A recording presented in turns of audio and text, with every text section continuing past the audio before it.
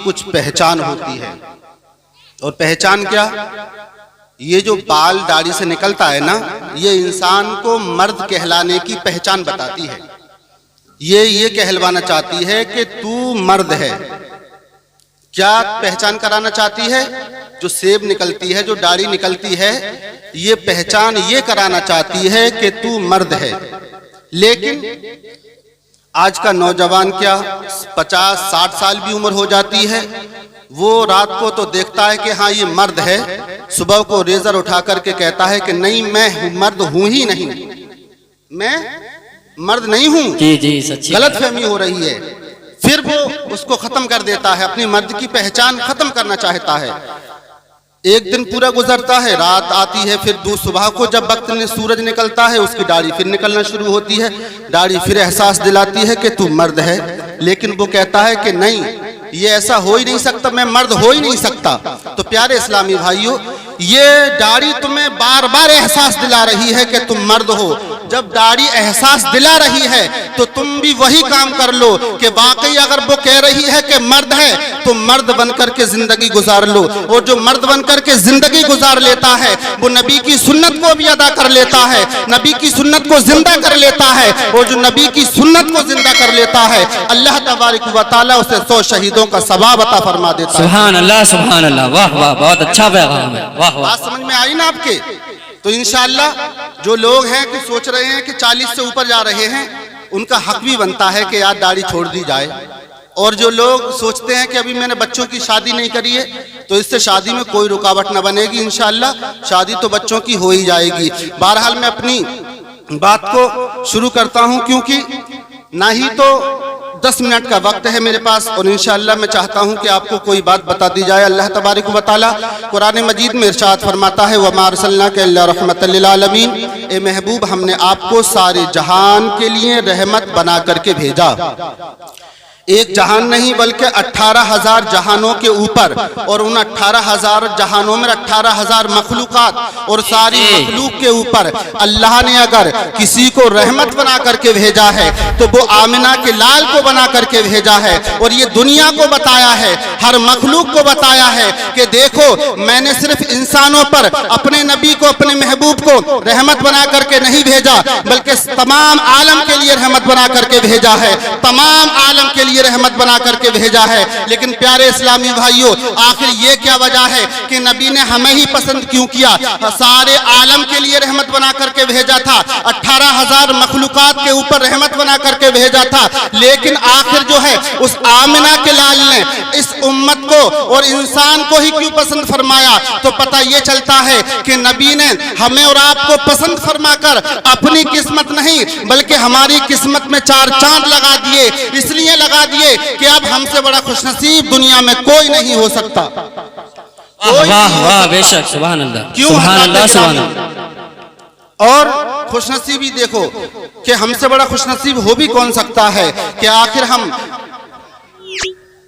हम जो है उस नबी के चाहने वाले हैं, जिस नबी ने जो है हमारे लिए हर वक्त हमें याद किया है, रो रो करके जिंदगी गुजारी है। हजरत आयशा सिद्दीक़ा रज़ियल्लाहु ताला अन्हा फरमाती हैं कि मैंने देखा कि प्यारे नबी आखिर एक मर्तबा जो है इतना ज़ारो कतार रो रहे हैं, इतना रो रहे हैं कि आपके पूरा लिबास आंसुओं से तर हो जाता है और पानी बहने लगता है। आखिर में पूछती हूँ, या रसूल अल्लाह, ये रोने की वजह क्या है और क्यों रो रहे हैं, इतना रो क्यों रहे हैं, क्या वजह है? हजरत गिरामी तो प्यारे मुस्तफ़ा फरमाते हैं, मुझे किसी चीज़ की ज़रूरत नहीं है, ना ही कोई वजह है मेरे रोने की। अगर वजह पूछती हो तो सिर्फ ये है कि अल्लाह तबारक व तआला मुझे कुछ दे या ना दे, बस मेरी गुनहगार उम्मत की बख्शिश फरमा दे। सुभान अल्लाह। और इसलिए मैं रो रहा हूँ, इसलिए मैं रोता हूँ। हजरत गिरामी वो नबी का न रोया, वाह वाह, हर जगह तो रोया है और ऐसा रोया है। आओ हजरत गिरामी याद का ना किया,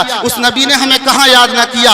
हाँ हजरत गिरामी, आओ मैं अपनी बात को खत्म करना चाहता हूँ, लेकिन ये बात बताने के बाद कि आखिर नबी क्यों रोए हैं और उनकी क्या वजह है, और क्यों रोने के लिए आखिर उम्मत से इतना प्यार करते हैं कि रो रो करके दिखा रहे हैं। आला हजरत फरमाते हैं कि वल्लाह क्या जहन्नम अब भी न सर्द होगा, रो रो के मुस्तफ़ा ने दरिया बहा दिए हैं, दरिया बहा दिए हैं। हजरत मुस्तफ़ा, प्यारे मुस्तफ़ा इतना रो रहे हैं, लेकिन आज उम्मत को देख लो, अल्लाह की चाहत, अल्लाह को दिल से याद करो, अल्लाह की चाहत, अल्लाह को याद करो, अल्लाह से मोहब्बत करो।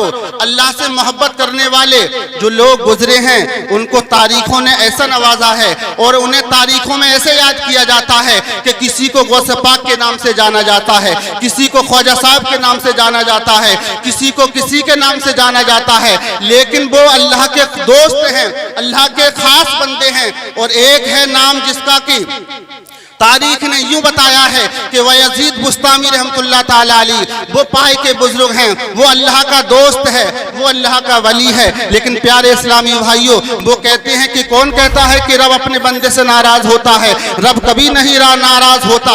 मैं रब को पाने के लिए कई साल मुसलसल अल्लाह की इबादत करता रहा, लेकिन जब मैंने पाया, पाने के बाद पता ये चला कि रब तो मेरी तलाश में जो है और उससे मुझसे भी पहले से था। मैं क्या तलाश करता, रब मुझसे पहले से जो है मैं चाह रहा था, लेकिन मेरा रब तो उससे पहले से ही मुझे चाहने की अपनी जो है फिराक में था और चाह रहा था। हजरात गिरामी, इसलिए जो है रब अपने बंदे से बेइंतहा प्यार करता है। और प्यारे मुस्तफ़ा ने हमारी खातिर आखिर कहाँ हमको याद ना किया?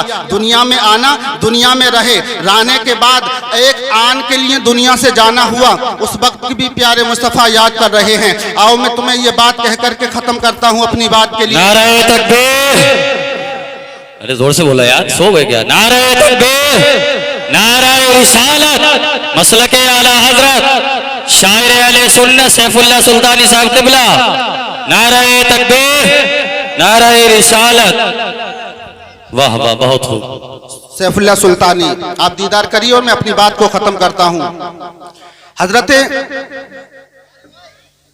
सुकम बिन अब्बास रज़ियल्लाहु ताला अन्हु, नबी के प्यारे सहाबी, जिस वक्त के एक आन के लिए नबी का दुनिया से जाना हुआ, उस वक्त जब आपको कमरे अरबन में उतारा जा रहा था, कब्र अनबर में आपको उतारा जा रहा है, हजरत अली रज़ियल्लाहु ताला अन्हु भी हैं और दूसरे सहाबी भी हैं। प्यारे इस्लामी भाइयों, लेकिन जिस वक्त के उतारा गया उस वक्त नबी के लब हिल रहे थे, लेकिन हजरत सुकम बिन अब्बास रज़ियल्लाहु ताला अन्हु कहते हैं कि मैं उनकी आवाज को सुन न सका। उसको सुनने के लिए मैंने अपने कान को नबी के लबों पर रखने की कोशिश की और रखने के बाद मैं कुछ आवाज को सुनना चाहता था जो कि नबी के लब हिल रहे थे। हजरत गिरामी, आप फरमाते हैं कि उस वक्त जब मैंने जो है नबी के लबों पर रखा अपने कान को और रखने के बाद सुना तो कोई दूसरा तराना नहीं था। उस वक्त अगर आपकी जबान पर कोई तराना था, उस वक्त अगर आपकी कोई जबान बोल रही थी तो कोई दुनिया का तराना नहीं,